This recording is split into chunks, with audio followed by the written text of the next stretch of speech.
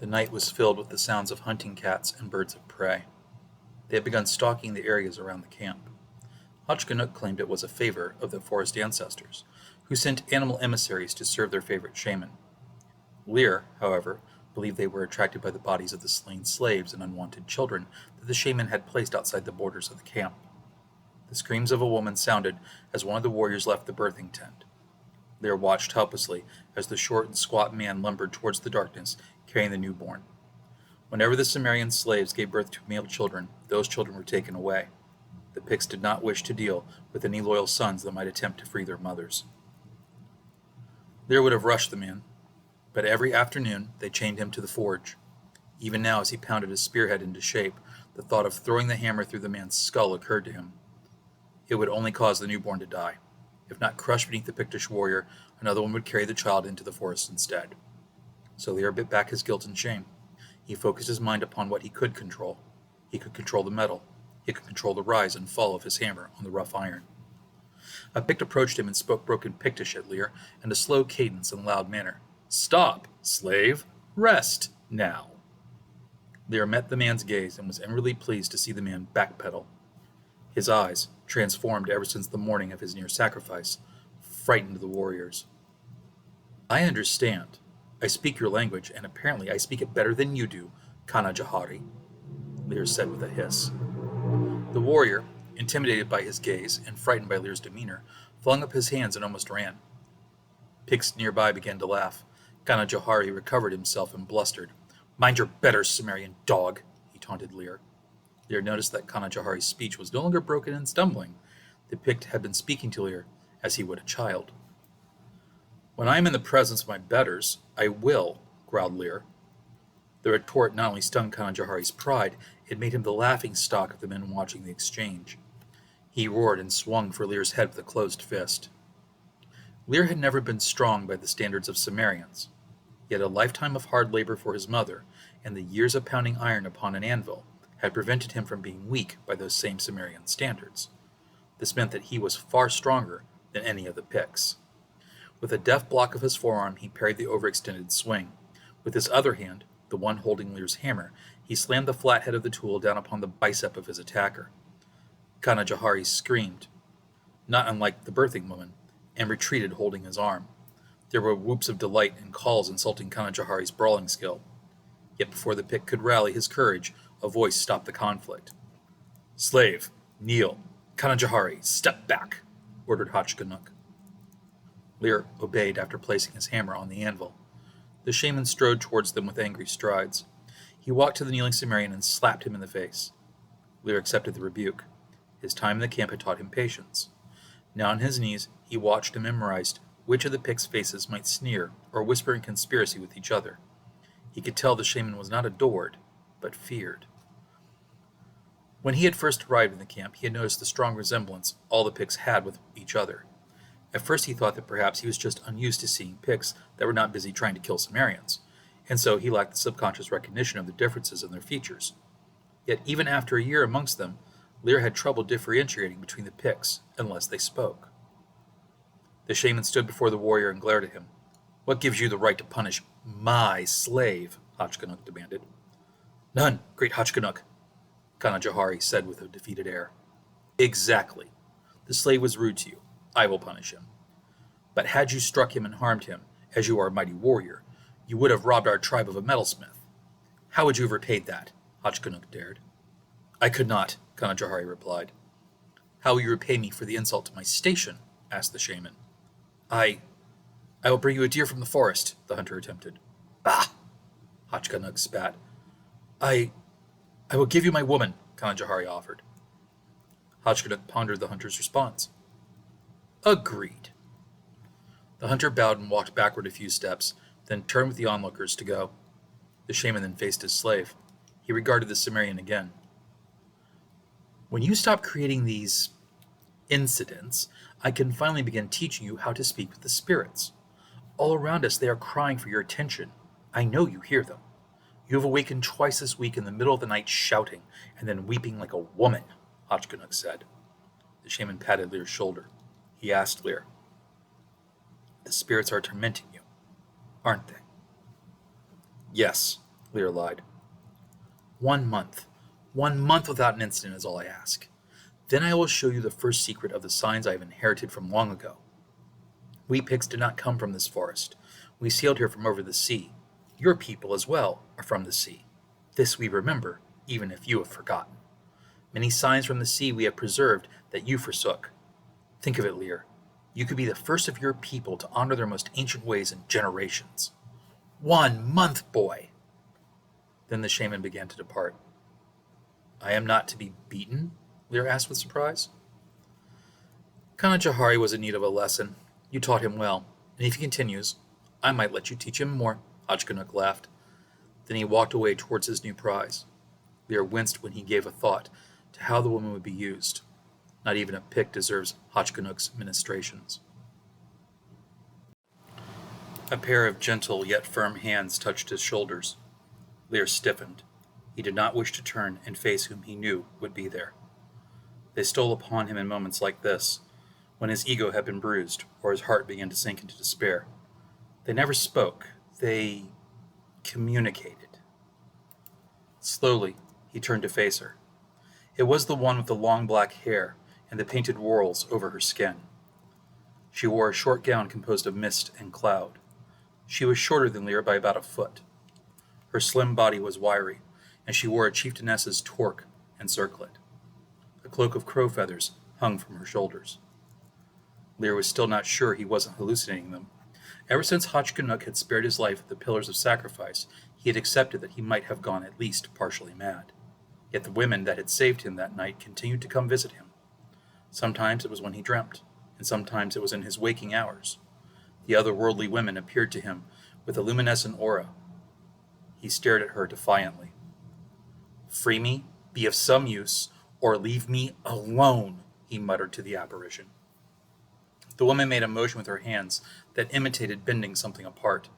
Then she dissipated from his sight. As if I didn't already know, Lear muttered. Then he thought to himself, if they are goddesses, then I understand why my kin no longer pray to them for aid. Soothed feelings are not going to free me, nor the others from enslavement. Lear sank down by his forge and paused to see if any were looking. When he was convinced that none saw him, he began stealthily pulling on the link in the chain that held him hostage to the forge. The god women had hinted at this process on his first night he had been chained to the forge. The Picts, having no sense of metalworking themselves, did not understand that no matter how tough the iron, that it would weaken and bend to constant pressure. This had become Lear's nightly ritual. He placed the Aquilonian chain link in his hands and pushed one side of the link while he pulled on the other side of it. It would take a great deal of time, but Lear was patient. Night fell, and the Picts went to their longhouse to feast. While they were there, one of the Cimmerian women approached Lear. In her hands she had a bowl of gruel, some flatbread, and a flagon full of water. The bread was wrapped around skewers of meat, and Lear could tell from the smell it was rabbit. Thank you, kinswoman, Lear said. You are not a kinsman of mine, weakling, she hissed. A real Cimmerian would rather have died on the battlefield than toil like a slave. Lear let the remark pass. In his childhood he had grown a thick skin against such insults. Once the woman was gone, he ate quickly, and then returned to putting pressure on the chain. In the humidity of the forest, the chain had begun to rust in a few places, because the Picts did not know to oil it, and Lear had not corrected them on this point. They were so obsessed with steel, they did not stop to think that the same preventative measures applied to the iron from which steel was crafted. It was a simple thing to do. All Lear had to do was hold the chain in his lap, and let his blacksmithing smock hide what it was he was attempting. While he worked with his hands on the physical task, he let his senses recognize and note everything that happened around him. In another part of his mind, he soothed his injured emotions and frustration, and kept the great snarling rage that dwelt in his heart silent. He noticed the new Pictish hunter, Arnak, leave his guest hut to attend the feast in the longhouse. The man nodded to Lear as he passed, and Lear bowed his head. It was always best to please a captor. But once the man was out of sight, Lear noticed that the two women that Hotchkinuck had given Arnak also appeared from the tent. The women, Cat and Oak, seemed unharmed, and they bore none of the usual bruises or scratches that Picts put upon Cimmerian women. Kinswoman, come here for a moment, Lear called. Cat sneered, but Oak approached him. The new Pict. He did not harm you? Lear asked. No, Oak admitted, and Lear saw her flush slightly. It was the same response that he had seen girls in his home village get when they felt embarrassed by others knowing who they fancied. Is he an ally of the shaman? Lear asked. I don't think so. Like you, Arnak asks many questions, such as where the Picts patrol, where the hunters sleep, how good they are as marksmen, and what it is Hotchkanook has in the cave. I think if he could, Arnak would kill the shaman, she confided. She bent to retrieve the platter, bowl, and flagon that had been given to Lear for his supper. Thank you for speaking with me, Lear said. I don't agree with them, said Oak. What do you mean? Lear asked. You are not weak, but don't wait too long. Find a way to free us, or the women will give up hope of ever being more than prostitutes for the Picts, and eventually being butchered when they are too old to please. Hurry, kinsman, she whispered. What is your name, kinswoman? Lear asked. Grania, she replied. Lear, he answered. She rose and left him alone. Once again alone, he went back to work on the chain link. When his hands were nearly exhausted, he finally stopped. The fire of the forge was now nothing more than cinders, but the warmth still radiated outward. He lay on his back and looked up at the stars. He recited the Oyam runes he had been forced to learn as a child. He reviewed in his mind every legend, song, and story he had learned as a child. At the edges of his vision, one of the goddesses hovered, mouthing the words of the legends, but making no sound. Lear wished they would be plain about what they wanted, or leave him alone. He did not need her help to remember what he already knew. In the next hour, he repeated the Sumerians' oral law code and the sayings of the wise, called triads, of his people. When all this was done, he then repeated to himself the properties of stones, metals, herbs, and animals. The breadth of lore he knew was truly staggering. But since he had been raised to do this from a toddler, Lear had no idea of how unique or voluminous it was. He then recited to himself the procedures of binding wounds and setting bones. He remembered all the healing lore he had been forced to memorize, and when 3 hours had passed by, and the Picts had all wandered into their own tents and huts for sleep, the young man closed his own eyes and tried not to fear what he would see. Every night it was the same dream, vivid and horrific. The first few nights it had come to Lear. He had thought it to be real. He had awoken each morning and gibbered in relief, which the Sumerian women had taken as a sign of weakness. The dream made him recall the day of his enslavement. He was lashed to the stones upon which Hotchkanook had once wished to sacrifice him. The tribe of Picts chanted dark invocations and danced before the shaman. In Hotchkanook's hands there was a sharp stone knife, and he raked it over Lear's body to make a sign. Once the sigil was carved into his flesh, the Picts would chant, Sag, Sag, Sag, and then fall to their knees in adoration of the marking. They would not see the 3 strange maidens that approached Lear. The ghostly women had intervened when Hotchkanook wished to slay him the first time he had been here. Yet now, like every evening before since he had been captured, they would let the shaman end the boy's life. They walked as normal women do, but in their manner and gait there was a hint of realms where there was no passage of time. The shaman would then pluck out the right eye of the boy, followed by the left. These he would hold up to the Picts, who cheered at being freed from the accusing gaze of Lear Crow Eyes. Just as before, each evening when Hotchkanook ripped out his eyes, one of the ghostly women placed 2 balls of writhing white fire into the hollows that had housed Lear's moral sight. The shaman would yank Lear's tongue out next and slice it off with a sawing motion of his stone knife. As before, another of the ethereal maidens would replace the missing organ with a tongue of living white flame. The end of the dream torture was just as Lear had come to expect. The pain shot through his soul as the shaman's knife plied free Lear's heart from his chest. Then, as Hotchkanook held up the heart for the cheering tribe of Picts to see, he coated it with pine tar. The shaman then held this over a flame. As the organ began to cook and burn, the last of the otherworldly maidens would place a great burning ball of white flame where Lear's heart had once had residence. Dark voices, rumbling like a storm, echoed outside the edge of Lear's vision. Ours now, they hissed in Pictish. Ours! The white fire burned him from the inside out, and there was such pain and pleasure that each threatened to drive him mad, until he forced his attention past the distractions and locked gazes with the goddesses, who wore the misty garment. Mine, the women shouted in eerie unison. Mine and mine alone.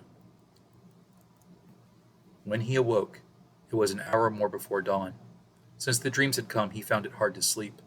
and also little need for it. In the pre-dawn hours he heard someone singing. Lear turned and looked towards the barred entrance of the cave. The Argosian woman that was kept there sang whenever the dawn was about to break. Her voice was deep and strong. He rolled over onto his side and was startled to see Arnak was not standing far from him. "The woman in the cave, she always sings this song?" Arnak asked. "Or one like it," Lear said. "You have seen her?" Arnak asked. "No. Only Hotchkinuck and those he allows to visit her have ever seen her. They do not speak about her." "Why?" Lear asked. Arnak slapped him across the cheek. "Do not ask questions of your betters," and then walked away. Another Sumerian would have let their ire be provoked, but Lear had more mastery of his emotions. He felt the ghostly hand of one of the goddesses try to touch him, but he shook his shoulder to throw off her touch. Lear noticed that the other Pictish hunters were beginning to wake, and a few were looking at him and the stranger. With a grimace he sat up. Soon a slave woman would be sent to give him a morning of relative freedom. He would welcome it, or any other distraction from his dreams. He once again pried and pressed at the weakening chain until someone would arrive. Arnak walked with a worried stride. His thoughts were racing from something that should be impossible, but if it was so, would explain very much. His father and grandfather had always talked about such creatures, but they had been rare in his grandfather's day, and his father's day had been believed to have died out. Yet the song they sang with the dawn his grandfather had remembered, and passed it down to Arnak. For his grandfather had, for a short time, lived with one of those maidens of the trees. His grandfather had told him he would have stayed with her, had not a dream called him back to the woods of the Picts. The song was ancient, dating from when the Picts had been sailors. Long ago that time had passed, and no more did the Picts stride upon island shores. It was surely possible that Hotchkinuck's woman merely had heard the tune, that she was some Hyborian slave in possession of a bit of fragmentary lore. Yet, it would explain so much of Hotchkinuck's power if he had managed to trap one, to bind her to his will and make her give to him secrets that took aeons to pry loose from the earth. It would explain why the men called her the Argosian, for in the oldest of Pictish days the words art meant tree, the word gos meant shadow, and weon was used for wife. If Hotchkinuck has trapped a hidden wife, she could be bribed to give him knowledge in exchange for her release, thought Arnak. It would explain the powers of the shaman. It would explain the eerie similarity most of the men have with each other. Hotchkinuck was using the hidden wife to breed a fighting force. Without Pictish women to raise voices against him, the shaman would have complete control of the men, for the Picts held that it was a woman who were the guardians of culture, the first caretakers and tutors of children. The brood of the crow could have their worst natures fostered, for without mothers any trace of the noble traditions and character of Arnak's race would be erased. As Arnak looked at all the children coming into the light of the morning, he noted that none needed a nurse. It was almost as if the boys had been formed into their preteen years by a sculptor, and life breathed into them. Arnak's grandfather had told him that a hidden wife could do this very thing. The children born of a hidden wife aged rapidly to adulthood, and then slowed their maturity like men born of natural means. With no other contact from other Picts, the boys would believe anything Hotchkinuck told them, and do anything he asked. It was vile, and it turned Arnak's stomach. This was not something any man worth calling himself a Pict would do. This was some sorcery, the likes of which only the Stygians would engage in. Arnak despaired. It was unlikely the hunters would plot with him, given that the shaman was seeing to it they had plenty of reward. The children would not listen, having never known true Pictish learning. He had no allies. He was utterly alone. Perhaps not entirely alone. There are many in this camp that Hotchkinuck has wronged, and one in particular that has great strength. Arnak looked up. The strange thought was disturbing. He swore for a moment he had heard a woman's whisper, but then he dismissed this as his imagination.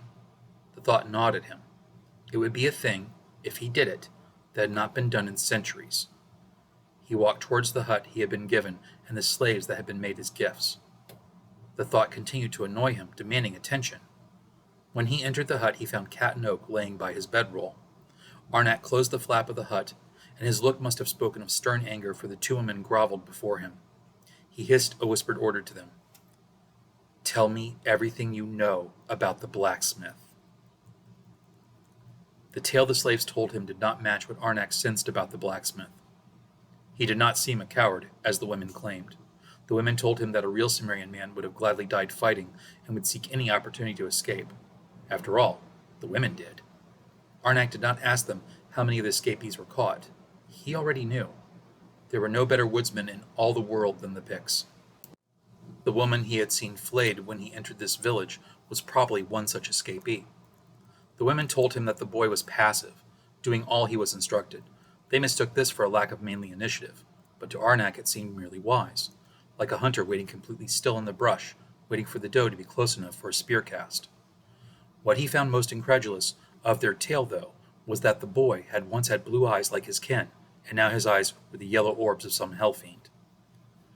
Arnak had not heard of the stones to which Lear had been tied, nor of the ancient goddesses that must haunt the mound.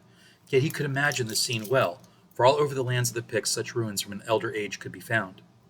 When he asked the slave women why Hotchkinuck had spared the boy, the women merely said they did not know, but it was rumored that the boy had some occult power that the shaman coveted. A few slaves who had been raised with Lear had related that he was unloved and beaten often in his home village, but few of these slaves had survived to be questioned. One thing all the slaves did agree on was that Hotchkinuck was grooming Lear for some purpose. Some thought it would be for a final sacrifice, and others that it was to eventually replace the shaman as a spirit speaker for the Picts. This last sentiment showed how ignorant of the Picts the Cimmerians were. There was no scenario that Arnak could picture in which a Pictish tribe would accept a Cimmerian as anything other than a slave. Perhaps, if a Cimmerian saved our young, or perhaps helped an entire village, but even then it would take the blessing of the ancestors in the form of some miracle to go unquestioned. They do not perform this sort of miracles anymore, Arnak reflected. He decided that he would need to personally test the boy to see if he could be molded into some sort of ally. He commanded the women to go about their daily tasks and to say nothing of what he had asked them. Then Arnak exited the hut and went looking for the boy. In the early mornings, the blacksmith was given leave to walk around the village and collect the things he might need for his day. In these hours, the boys would play a ball game or perhaps get ready for a trek into the woods.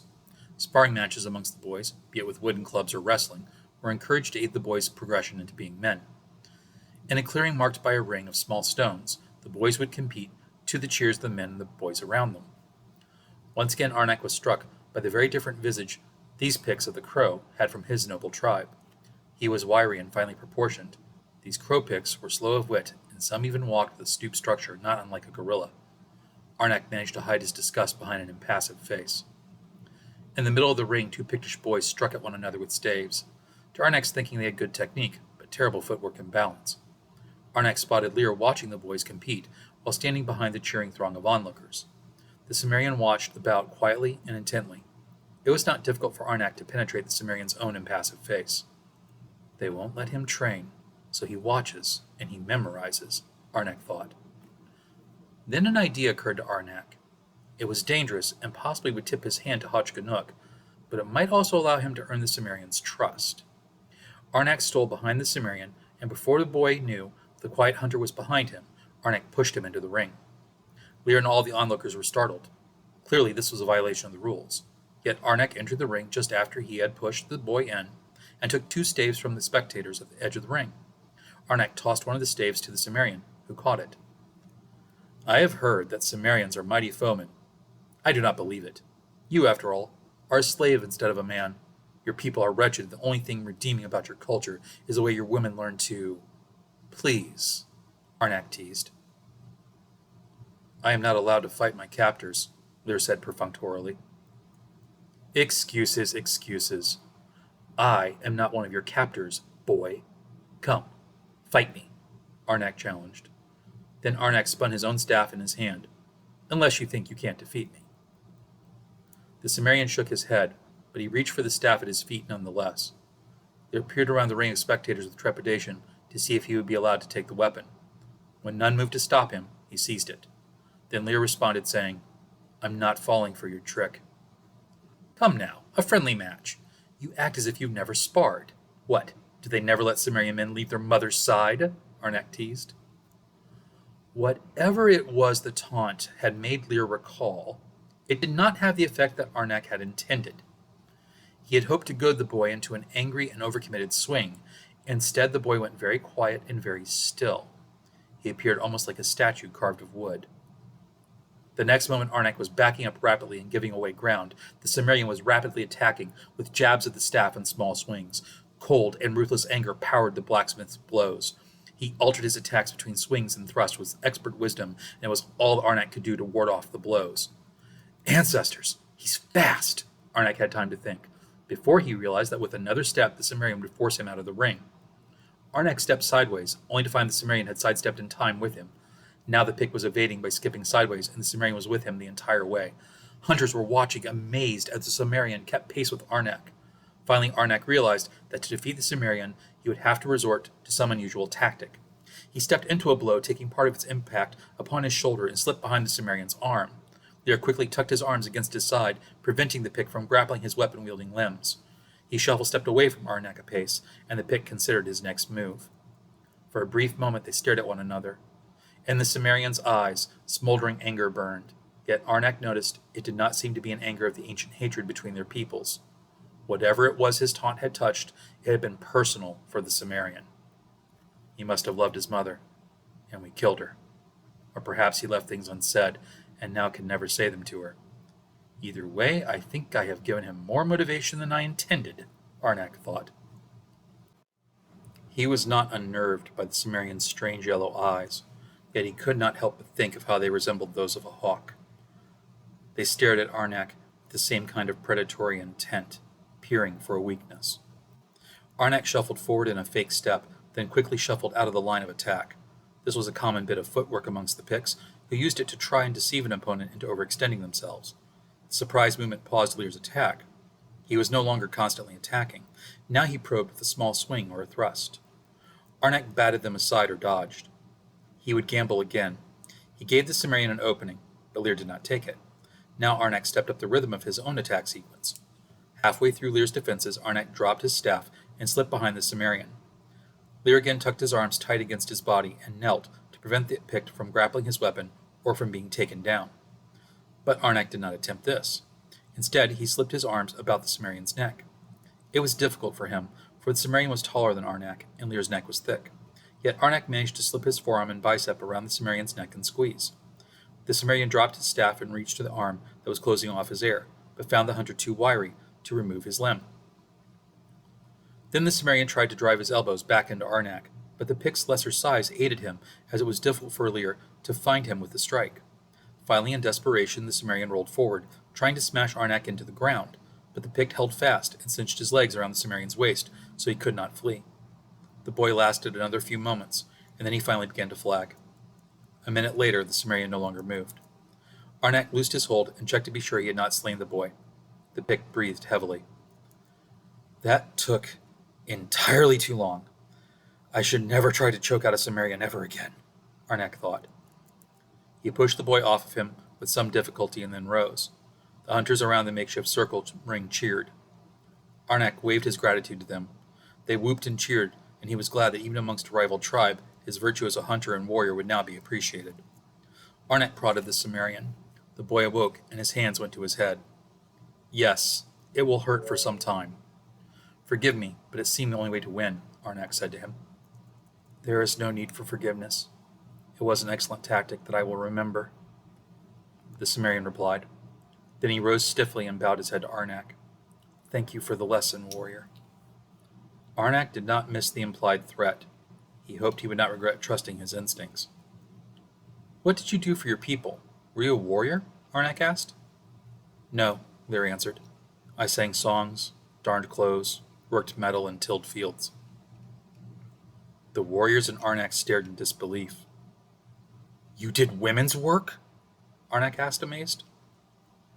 The boy warred with himself to keep his face expressionless, but a wince of rage and shame crossed it nonetheless.